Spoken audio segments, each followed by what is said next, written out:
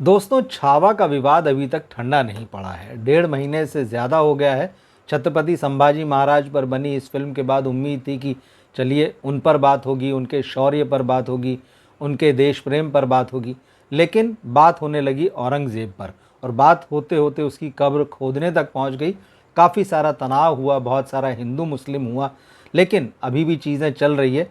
और इस बीच एक और ऐसी फिल्म आई है जिसके बाद में एक नया विवाद खड़ा होने की आशंका पैदा हो गई है, और वही हिंदू मुस्लिम का मामला यहाँ भी है।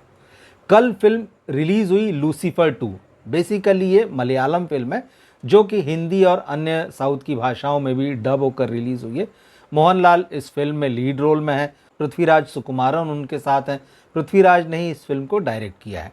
लेकिन इस फिल्म को देखने के बाद बहुत सारे लोग जो हैं बुरी तरह से नाराज़ भी हैं, आहत भी हैं, और कई लोग इस मामले में सोशल मीडिया में बहुत दिल खोल कर लिख रहे हैं और ये सवाल उठा रहे हैं, क्या भारत में सिनेमा का इस्तेमाल हिंदुओं को गलत ढंग से दिखाने के लिए ही होता रहा है और होता रहेगा? अब क्यों ऐसा कह रहे हैं और क्यों एक विवाद के फिर से एक नए विवाद के पैदा होने की आशंका पैदा हो गई है, इस वीडियो में हम उसी बारे में बात करेंगे। लूसीफर 2019 में आई थी ये फिल्म और बहुत बड़ी ब्लॉकबस्टर रही थी। लंबे समय से इसके सीक्वल का इंतज़ार हो रहा था, वो रिलीज़ हुआ। लेकिन इसकी कहानी इस तरह की लूसीफर 2 एम्पुरान की, जिसको देखने के बाद कई लोगों को लगा कि ये फिल्म जो है पूरी तरह से एक तरफा है, झुकाव है, ये एजेंडा है और पूरी तरह से हिंदुओं के विरुद्ध एजेंडा है। कई लोगों का ये मानना है और वो इस पर लिख रहे हैं, तो इस पर तो हम बात करेंगे ही। लेकिन पहले दिन इस फिल्म को बॉक्स ऑफिस पर ओपनिंग बड़ी ज़बरदस्त मिली, 22 करोड़ रुपए कमाया है। मगर अब ऐसा लग रहा है कि जो शुरुआती लोगों का उत्साह था वो कहीं ना कहीं ठंडा पड़ता दिख रहा है, और इसकी वजह जो है फिल्म के शुरुआती सीन में ही सामने आ जाती है। और उस सीन को देखते हुए दर्शक के मन में अपने आप ये सवाल उठ जाता है कि क्या मेकर्स यहाँ पर हिंदू बनाम मुसलमान कर रहे हैं। वजह यह है कि जैसे ही फिल्म शुरू होती है तो वहाँ साल 2002 में कहानी चली जाती है। साल 2002 मतलब गुजरात में जो गोधरा में दंगे हुए थे हिंदू मुसलमान, उसकी बात होती है। और वहाँ जिस तरह से एक पूरा सीन यहाँ पर क्रिएट किया गया, उसको लेकर लोग बहुत नाराज़ हैं और सोशल मीडिया में लिख रहे हैं। और एक प्रशंसक हैं मोहनलाल के, उन्होंने तो इतना लंबा चौड़ा पोस्ट लिखा है, उसकी बड़ी चर्चा हो रही है, उसके बारे में भी मैं आपको बताता हूँ। इस प्रशंसक का नाम है अभिजीत राधाकृष्ण नायर। उन्होंने अपनी भावनाएं व्यक्त करते हुए एक्स पर लिखा कि इस फिल्म को देखकर मेरा दिल थिएटर में ही टूट गया। इस व्यक्ति का कहना है कि मैं हमेशा से मोहनलाल का न सिर्फ प्रशंसक रहा हूं बल्कि भक्त रहा हूं, और मैं हमेशा एक मलयाली के रूप में, मलयाली व्यक्ति हैं ये, एक मलयाली के रूप में, एक हिंदू के रूप में उनकी फिल्मों को देखता रहा और हमेशा उन पर गर्व करता रहा। लेकिन इस फिल्म को देखने के बाद, इस दृश्य को देखने के बाद मुझे ऐसा लगा कि मैं बीमार पड़ गया हूं। और इसलिए नहीं कि उस सीन में इतनी इंटेंसिटी थी कि जिसने मुझे बहुत गहराई तक छू लिया, बल्कि इसलिए कि वो सीन आखिर कहना क्या चाहता है, उसके पीछे का नैरेटिव क्या है। तो अब इस व्यक्ति ने ये ट्वीट किया और इसको लेकर बहुत सारी बातें हो रही है, खबरें भी आप देख सकते हैं, सोशल मीडिया में भी देखेंगे इस ट्वीट को तो मिलेगा, और कई सारी खबरें भी बनी हैं। तो क्या मामला, फिल्म मैंने भी देखी और वो सीन क्या है मैं आपको बताता हूँ। जैसे ही 2002 पर्दे पर आता, भगदड़ और दंगे के माहौल जैसा दृश्य नज़र आता है। एक युवक जो है दौड़ते हुए एक शटर वाली दुकान जैसी कोई जगह वहाँ अंदर घुस जाता है और फ़ोन लगाते हुए अपने पिता को ये बताता है कि भाई मैं ठीक हूँ और आप लोग जहाँ भी हैं जल्दी से वहाँ से निकल जाएं। और उसी बीच उस दुकान के उस शटर को उठाकर एक व्यक्ति जो कि हिंदू दिख रहा है साफ साफ, वो अंदर घुसता है और उस व्यक्ति को मार देता है, और जो मारा गया है वो मुसलमान है। तो ऐसे दृश्य आपने बहुत सारी फिल्मों में देखे होंगे। लेकिन बात यहीं बस नहीं रुकती है। उसके बाद में दिखाया है कि कुछ लोग जो मुस्लिम हैं वो एक गाड़ी में बैठकर, ट्रॉली जैसी है उसमें बैठकर जा रहे हैं, और वो एक बड़ी नेता, महिला नेता होती है, उसकी बहुत बड़ी हवेली है, वहाँ पर उनको शरण मिलती है। और वहाँ शरण लेने के बाद में लगता है कि चलो ठीक है, रात गुजारनी है, समय गुजारना है और चीज़ें ठीक हो जाएगी। मगर उस हवेली पर बहुत सारे लोग हमला कर देते हैं और ये इनका एक हिंदू लीडर दिखाया गया है, और ये सब लोग उस महिला को, उस नेता को तो मार ही देते हैं। और फिर जहाँ पर तमाम मुस्लिम्स को छुपाया गया है, ये वहाँ जाकर अटैक करते हैं। लेकिन इसमें जो सबसे ख़तरनाक और रोंगटे खड़े कर देने वाला जो सीन है वो ये है कि एक मुस्लिम युवती को गर्भवती दिखाया गया है, और उस गर्भवती युवती के साथ एक व्यक्ति को रेप करते हुए दिखाया गया है जो हमलावरों के बीच से ही होता है। हालांकि इसको बहुत ग्राफिक ढंग से नहीं शूट किया गया है, लेकिन ये मैसेज क्या देता है। अब जो सवाल उठ रहे हैं, जो लोगों की नाराज़गी है, वो इसी पर है। जिस सज्जन की मैंने बात की, जिन्होंने ट्वीट किया, उन्होंने ट्विटर पे अपने एक्स पर यही लिखा है कि ये सीन बताता है कि हिंदू जो हैं वो जंगली हैं, इस तरह का व्यवहार करते हैं। उसने और भी कई सारी चीज़ें लिखी है इस दृश्य को लेके और कहा कि ये एकदम बीमार बना देने वाला दृश्य है। इसको देखते हुए आप सोच नहीं सकते कि फिल्म मेकर्स इसके पीछे क्या नैरेटिव सेट कर रहे हैं, वो क्या बताना चाहते हैं। तो इस व्यक्ति ने सवाल उठाया कि इस दृश्य से आप क्या साबित करना चाहते हैं। उन्होंने पृथ्वीराज सुकुमारन से भी पूछा है कि इस दृश्य को रखने के पीछे आपकी मंशा क्या थी। ये बहुत गलत है और एक तरीके का एजेंडा है। तो इस एजेंडे पर अब बहुत सारे सवाल उठ रहे हैं, बहुत सारी बातें हो रही है और इस व्यक्ति को तमाम लोगों का सोशल मीडिया में समर्थन मिल रहा है। एक रजनीकांत के फैन ने भी इसके नीचे लिखा कि पिछले दिनों रजनीकांत ने भी एक इसी तरह की एजेंडा फिल्म की थी, बेट्टेन नाम की, और साथ ही उसने कहा कि तमाम फैन से कहा कि हम लोग जो इन स्टार्स को भगवान की तरह पूजते हैं और इनके फॉलोअर बन जाते हैं, अब हमको बहुत सोच समझ कर जो है इन लोगों को फॉलो करना चाहिए। फिल्म में एक जगह ये भी दिखाया गया कि फिल्म का जो विलेन है वो केरल में इसलिए सत्ता पाना चाहता है। वो कहता है कि हमें यहाँ इसलिए भी पावर में आना चाहिए कि यहाँ पर 600 किलोमीटर लंबी कोस्टल लाइन है, मतलब समुद्र तट है, और यहाँ से हम जो है नशीले पदार्थों का या नशीली दवाओं का व्यापार कर सकते हैं। तो ये सारी चीज़ें जो है बहुत आपत्तिजनक लग रही।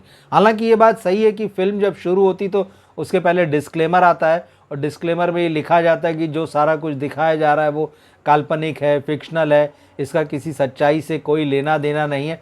मगर सवाल ये उठ रहे हैं कि जब आप ये कह रहे हैं कि ये सारा कुछ फिक्शनल है, फिर उसके बाद आप सीधे 2002 में कैसे पहुंच जाते हैं, फिर वहाँ आप दंगे कैसे दिखाते हैं, फिर आप वहाँ पर हिंदू मुसलमान कैसे दिखाते हैं। तो ये सारी चीज़ें हो रही हैं और अब सितारों से सवाल पूछे जा रहे हैं। देखना यह है कि किसी तरह के जवाब आएंगे कि नहीं आएंगे। नायर ने ट्वीट में मोहनलाल को सीधे तौर पर यह भी लिखा है कि आप उस स्तर तक गिर गए जिसकी मैंने कभी कल्पना भी नहीं की थी। आपने अपने नाम, अपनी विरासत, अपनी कला को अपने ही लोगों के खिलाफ हथियार बनने दिया। आपको शर्मिंदगी महसूस होनी चाहिए। और साथ ही साथ उस व्यक्ति ने लिखा है कि ये आखिरी फिल्म है मोहनलाल की जिसे मैं देख रहा हूँ, भविष्य में मैं मोहनलाल की कोई भी फिल्म नहीं देखूंगा। तो नाराज़गी यहाँ तक बढ़ चुकी है और बार बार ये सवाल उठ रहा है, कलाकारों पर, फिल्म निर्देशकों पर, निर्माताओं पर ये सवाल उठ रहा है कि वो अपने आर्ट तक सीमित रहने के बजाय, मतलब उनको वहाँ तक सीमित रहना चाहिए, वो किसी के हाथों की कठपुतली क्यों बन जाते हैं। ये सवाल दोनों तरफ के लोगों के लिए है, जो दो तरह के एजेंडे चलते हैं, लेफ्ट का भी और राइट का भी। तो क्यों आप अपने आप को राइट या लेफ्ट के हाथों इस्तेमाल होने देते हैं। होना ये चाहिए कि इस दुनिया में, इस समाज में बहुत सारी चीज़ें हैं, आम आदमी की बहुत सारी मुश्किलें हैं, आम आदमी बहुत कुछ कहना चाहता है, आपको कायदे से उस आम आदमी की बात करना चाहिए, लेकिन आप पॉलिटिकल एजेंडे में खेलने लगते हैं। जबकि दर्शक जो होता है वो आपको भगवान मानता है, दर्शक जो है वो आपको अपना आदर्श मानता है। दर्शक ये मानता है कि आप उसकी बात कर रहे हैं, उसकी आवाज़ जो है उसको उठा रहे हैं, उसकी भावनाएं जो हैं वो पर्दे पर दिखा रहे हैं। लेकिन आप ऐसा नहीं कर रहे हैं। आप राजनीति में किसी के हाथ खेल रहे हैं, किसी के एजेंडे को जो है वो सामने लेकर आ रहे हैं। उसमें मर कौन रहा है?